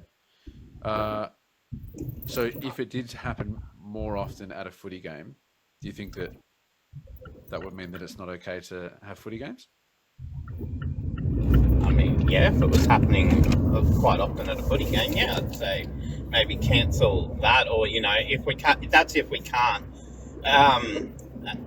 approach and shut down the issue itself. Okay, sure. Look, I don't think that that's intrinsically a part of Pride events. Personally, I think it's honestly about visibility. I think it's about celebrating overcoming oppressive laws historically. I think that anyone can engage in a public sex act at any event. To be honest, I think that if it happens more often at a place, at a celebration like Pride, well, okay. I don't think that means I should be offended by the Pride events themselves, though. In the same way that if it happens at football matches, I don't think that should mean I should be offended that football matches occur. Yeah, but I do agree that it's about celebrating like who we are as a people. Like that's what it is at its core. Celebrating who we are and freedom from all that oppression. Yeah, I mean, I've always understood it as being, like the word pride, for example, being essentially the opposite to the word shame, right?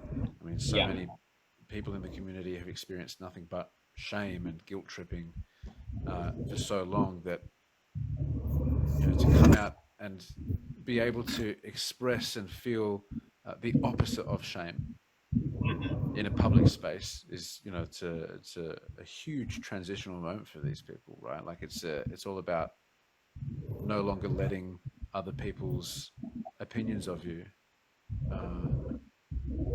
force your hand and that kind of thing, or dictate your emotional state, that kind of thing. I think Pride events are great, to be honest. Yeah. Like it should be just a celebration, I guess, of who we are and how far we've come. Yeah. So you just don't like that there is sometimes public indecency. I think it can be a bit vulgar at times. Mardi Gras in particular, I can't really speak on Pride in over in the States or whatever, because I've got no idea about what their Pride's like. I'm just speaking about what I've seen here. Well, I could say, I think that footy matches are vulgar because there's so much, homophobia and racism and sexism coming from the crowd a lot of the time, right? I don't think that means I should be offended by footy matches. I guess that's the logic that I go with. You know, like different events attract all kinds of different people, and you can't necessarily control the behavior of everyone that attends an event. And the behavior of some people at an event, I don't think should necessarily determine whether or not I'm offended by the event on the whole. Well, yeah, I mean, I guess like just because there are, I guess we'll do a group of people, for example, at Mardi Gras doing that stuff doesn't mean that everybody celebrating Pride is doing that, right? Sorry, would you repeat that? Just because there's like a group of people, you know, having sex at Mardi Gras, so to say, doesn't mean that everybody's there for that. Yeah. It doesn't dictate the actions of everyone. Yeah, exactly. Yeah. Yeah. I'm sure that there's public sex that happens at EDM festivals. Yeah, probably. Yeah. I guess we probably agree then. Yeah. I didn't really look at it like that. Okay. Cool. Fair enough. Hey, W for being reflective. Yeah. The conversation. But yeah, that. Sorry. No, you go. Oh, no, I didn't really have a whole lot to say. Sorry. No, that's okay. There's no one else in the guest spot right now, so we can talk about any of the other prompts if you like.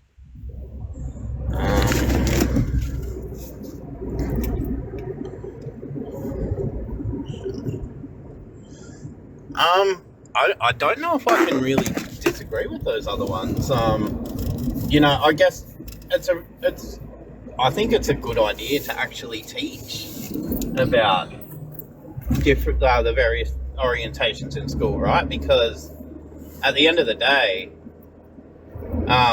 people are going to be who they are, regardless of whether it's taught or not. It's not like an ideology is being pushed on them. If somebody's gay or bi or straight, whatever, they're going to be that. Yeah. I'd also say, to not teach it would be to withhold facts. I think that when you withhold facts from people, you're handicapping them. Like if you've got a classroom full of kids who are learning about health and human development, is what we typically call it in Australia, right? And they're learning about sexuality, for example, but you don't cover non-heterosexual attraction.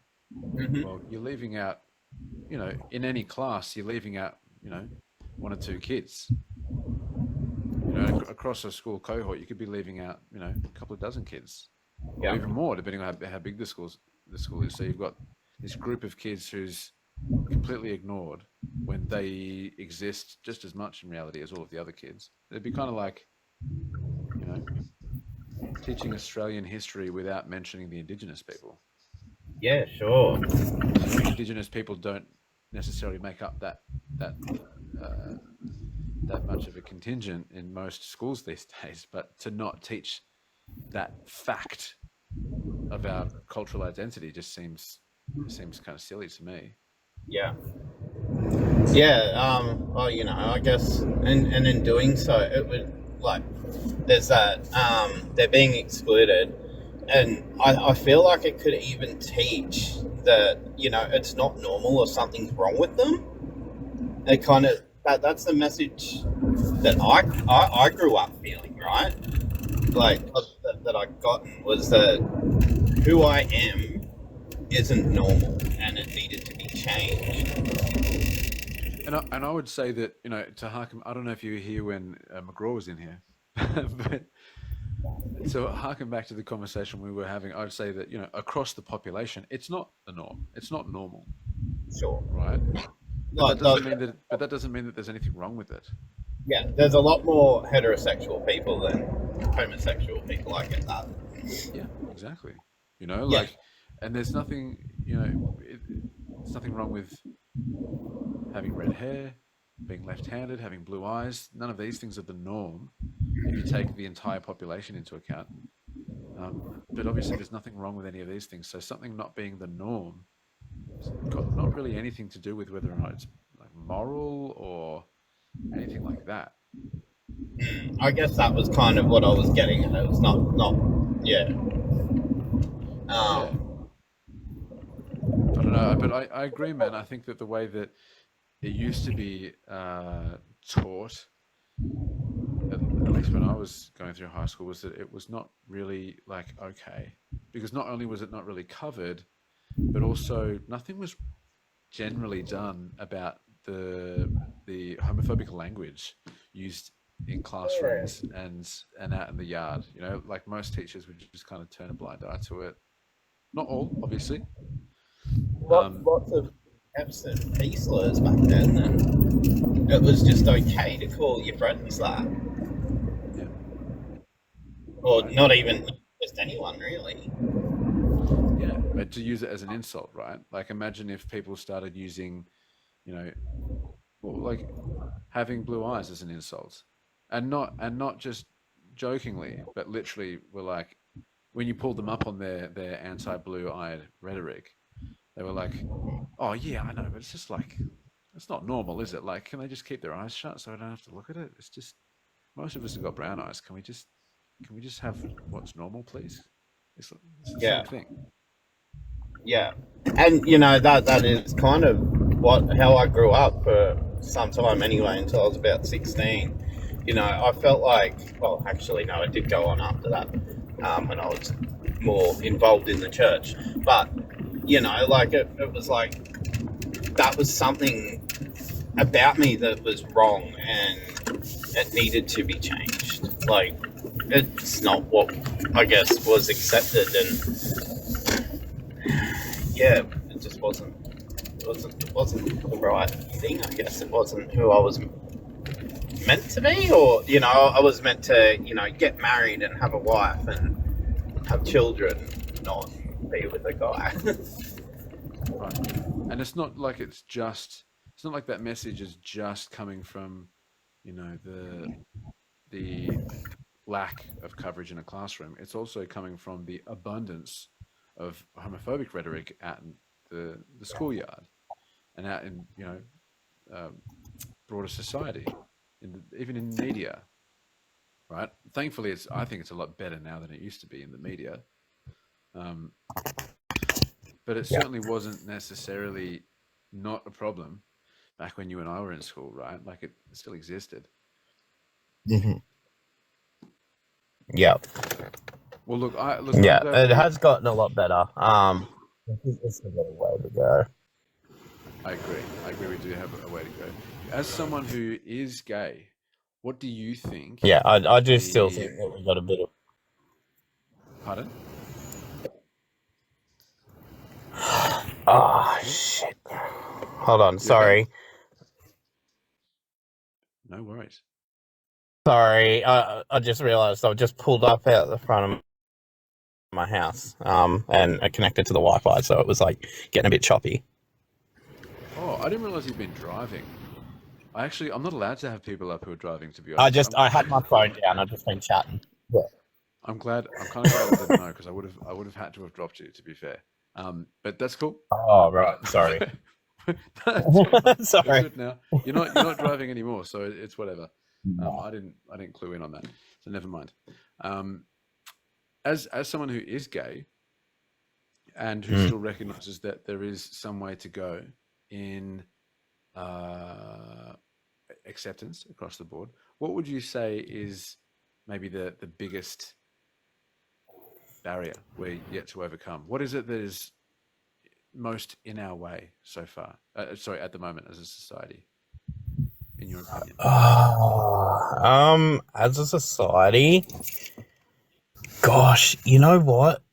And I didn't want to bring it back to this topic because it's not really what it's about, but one of the things that really comes up a lot for me is religion. You know what? I am not surprised you say that. Yeah. Yeah. It's been one of the biggest issues for my sexuality throughout my life. Yeah. Even when I was in the church, like, gosh, like I was working with some of the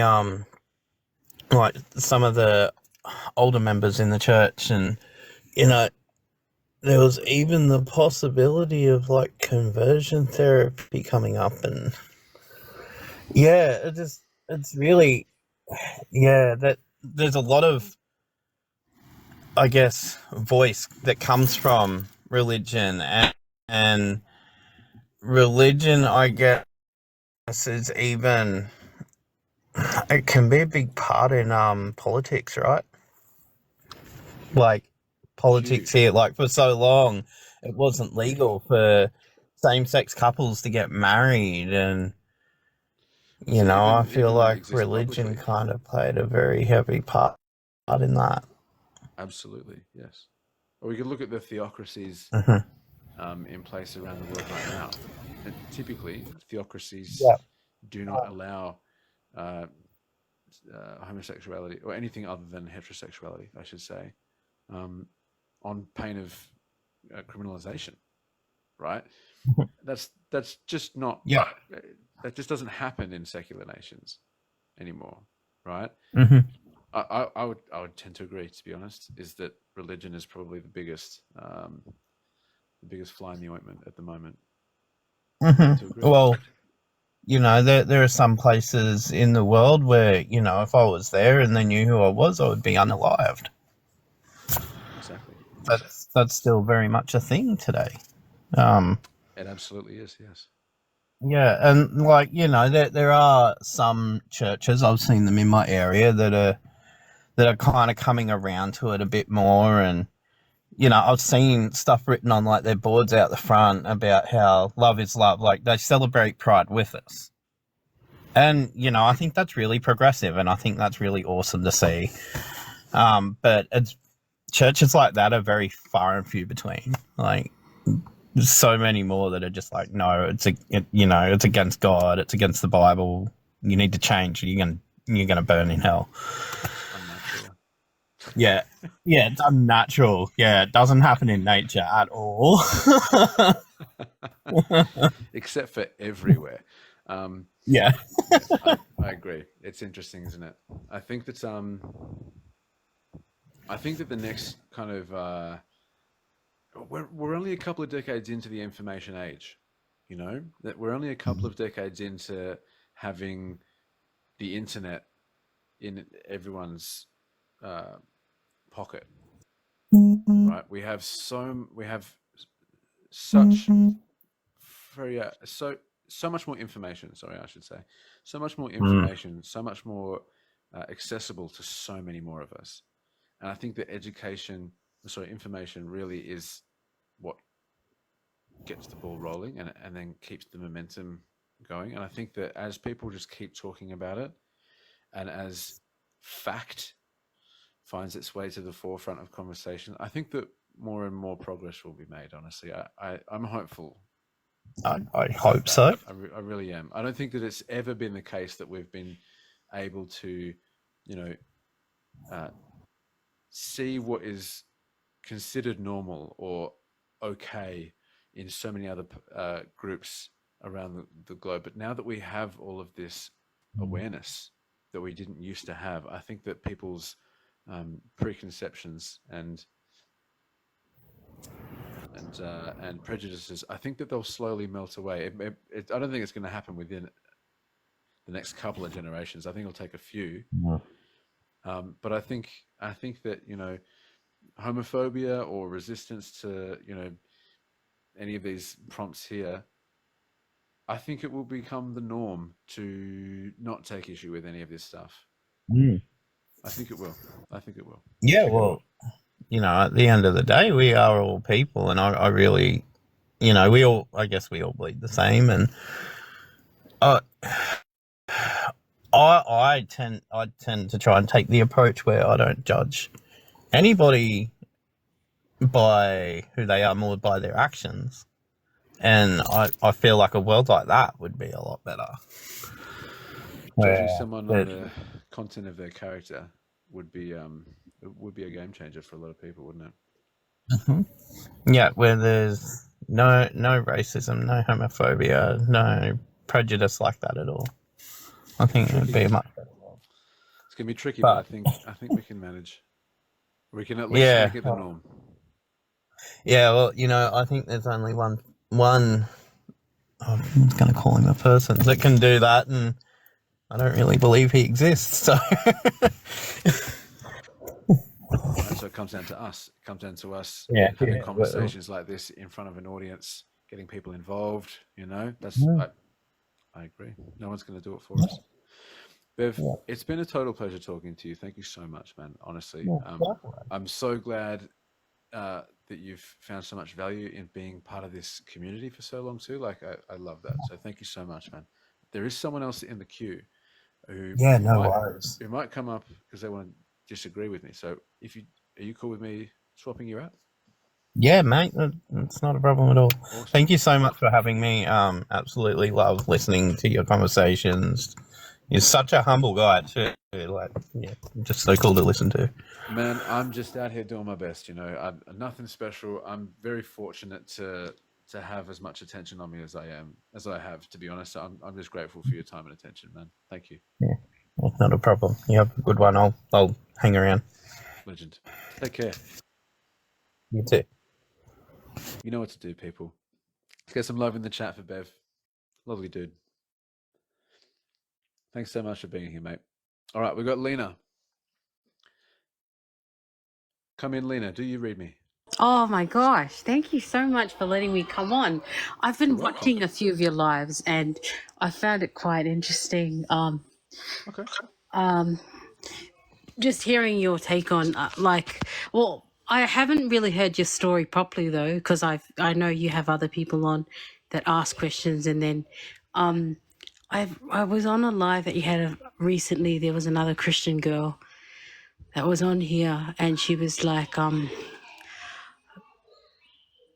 she was just quite abrupt. I'm Christian, but I just wanted to ask a few things, because my husband has also walked away from the faith, and I'm very open-minded when it comes to everyone else's perspective too, because what made you change? Because you were explaining to her that you're not a Christian anymore, but you were before. Is that correct? That's right. Yeah. So I used to believe Christianity was true, and then I just learned more, and I think I just couldn't help but be less and less convinced. Thank you, Zed. Honk honk, legend. I just became less and less convinced that it was true or accurate. Yeah. The more I learned about it, I can't give you any one thing that did it. I could give you a list of things that contributed to it for sure. Yeah. If that's what you're interested in hearing, I'm trying to change my background too, because I feel like just so everyone's aware, I'm on like 10% battery and I can't get my charger to work. I'm on a very old device that doesn't really take charge anymore unless my charger's in on like the exact right angle, and I can't get it to work. So I'm probably going to disappear within the next kind of like 10-15 minutes or so, just so everyone's aware. But so I'll change the background for now. We'll go back to, let me find it. Here we go. We'll go back to this one for the moment. I mean, for me, one of the things that had the biggest impact was reading the Bible. Yeah. Have you read the Bible yet? Yeah. No, I have. Did you take issue with any of it? I believe I've got a long way to go with how much the knowledge that I have of the Bible. It's funny because my husband, I was a Christian before him. He became a Christian and then he was really into reading the Bible. He was a very devout Christian, and it was almost like he was annoying to be around. But then I feel oh, sorry, excuse me, my son just keep coming in. Yes, son. Yes, gosh. Mommy, why are you doing this? Anyways, so he was really dedicated, loved it, studied a lot more than me, And I kind of am now at a place where I am really into the Bible, and I feel like he's like past that, like he's almost like transcended what he knows about it, and he's like moving, he wants to know more. And so yeah, I don't know if that's similar to your experience, but yeah, I'm still catching up. Like I was born into the faith, but I didn't really want, like, I was sort of like, my parents are pastors and I was like, yeah, I'll do that. But now I'm sort of like wanting to understand it now Yes. more. And but at the same time, there are things in the Bible, like it doesn't talk about like what happened to Jesus between the ages of whatever it was, like 13 to 30 or whatever. Like I have questions like that sometimes. I'm like, oh, how Yeah. come it doesn't say anything about that? Or like, yeah. Sure. Well, first of all, I identify quite closely with your position. I was raised by, missionaries and pastors and stuff like that too. So I get it. To be really clear, we don't even know that Jesus existed. Right.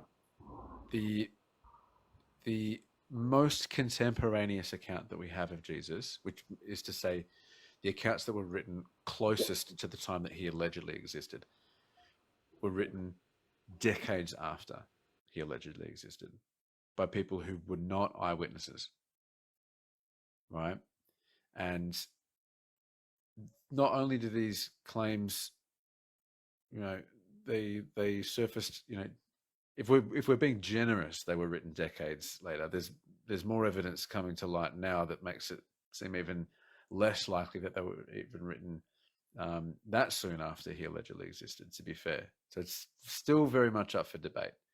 Many historians believe it was likely he existed, but that is becoming less and less the agreed upon consensus.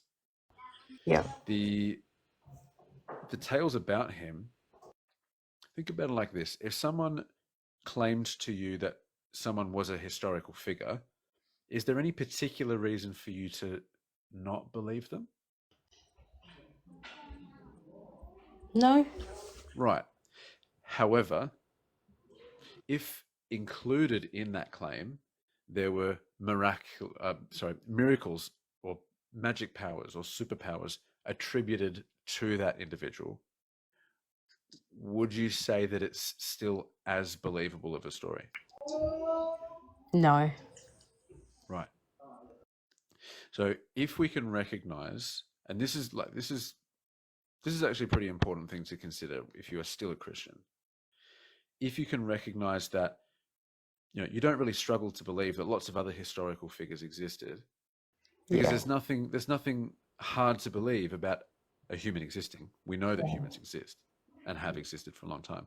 Yeah. But that the miraculous claims attributed to them are not likely to be true, then we have to ask ourselves as Christians, why do I think Jesus is different? Why do I think the stories about Jesus are any more believable than, say, the stories about Alexander the Great having superpowers, essentially, or the claims of any of these other prophets that could perform miracles in any of these other religions, right? Why would I give Christianity special treatment for any reason other than the fact that I'm already a Christian? So, like, I don't want to think about it too hard. Yeah. Right? Like, for example, you're not a Muslim, right? Because the claims of Islam, they're not compelling to you. They're not really believable. Maybe because you've not looked into it very much, but I've not also, looked into it, but I have recently, and yeah, I think it's like I've been brought up in it, and it's just helped me kind of like solidify that like belief in me. would you repeat that? I'm not sure I followed what you Like just. so because that's all I've known, like growing up, Oh, yes.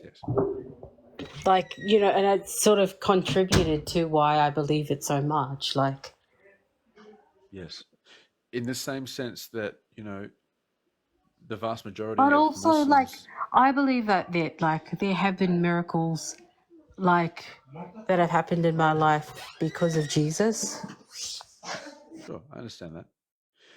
If someone were to come to you from, say, a Hindu background, and they were to say to you, well, I believe wholeheartedly that Vishnu uh, intervened miraculously in my life, and they could give you kind of like the same kind of experience as you're probably about to give me, do you think that that would be good evidence of Hinduism being true and Vishnu existing? Or would you consider the possibility of there actually being a more rational explanation?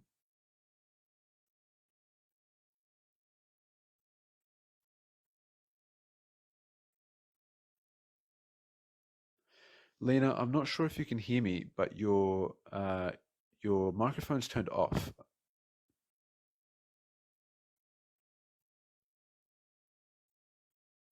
I think we've lost Lena. Damn it. I was really enjoying talking to her.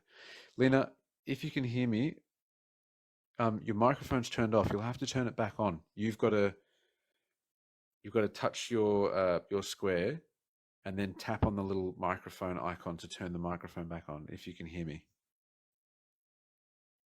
Otherwise, I might have to move on.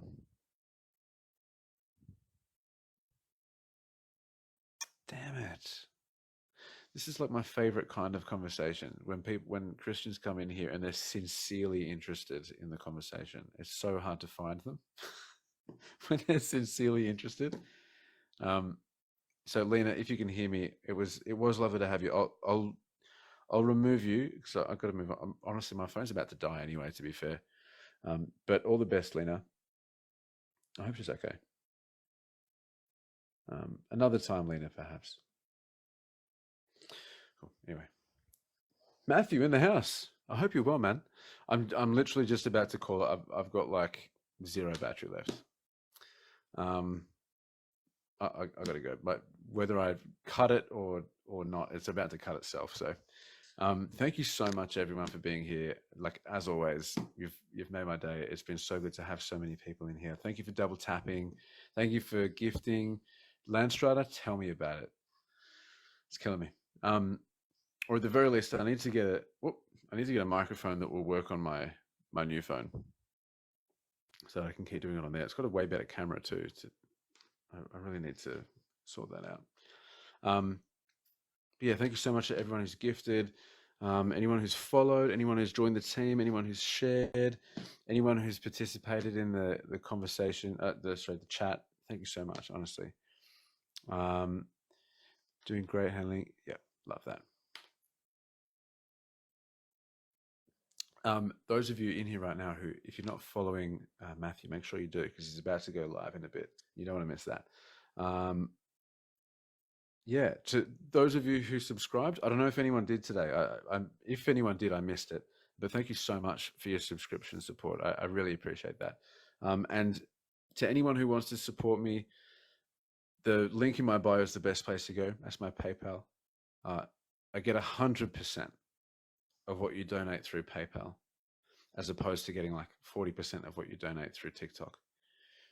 To be really clear, I expect nothing from anyone. But just understand, I'm extremely grateful for any support I do get. It basically goes right back into this. So like I said, that microphone that I'm going to get, so I can go live off of this one instead. I don't have to worry about this stupid old phone dying on me. That's just going to come out of the donations that you make. You know what I mean? You don't see the link? Oh no. Hold on, let me have a look here.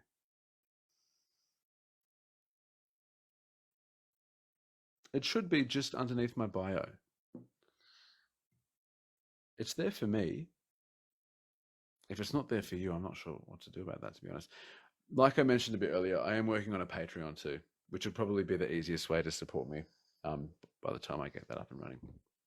But either way, thank you so much just for being here. Your time, I think, is the most valuable thing you got. I really do. I agree with you, Lanstrad. I think that'd be a good idea. I think your time is the most valuable thing you got. I don't think there's any afterlife coming. I really don't. The way that you don't remember what it was like before being born, I think that's what we're going to return to. Your brain is going to decompose. Your consciousness is going to cease being generated by your nervous system. And Fonz, thank you so much. You're an absolute legend of the game. Welcome to the network, brother. And given that I'm just not convinced of any afterlife at all, I think that this life you have here right now, the life that you can prove you actually do have, I think is the most valuable thing that you'll ever have. So thank you for sharing some of it with me. You know, I really can't think of anything that means anything more to me than someone's time. So thank you so much. If you're not already following, please follow so I catch you next time. Otherwise, I hope you enjoy the rest of your day, night, week, month, year, decade, century, millennia, however long it is that you end up being here for, experiencing whatever this is that's going on right now. I hope it's a wonderful time for you. Be good to yourself, be good to others. Yeah, just have a good one. Plain and simple. I'll see you soon. Big love, everyone.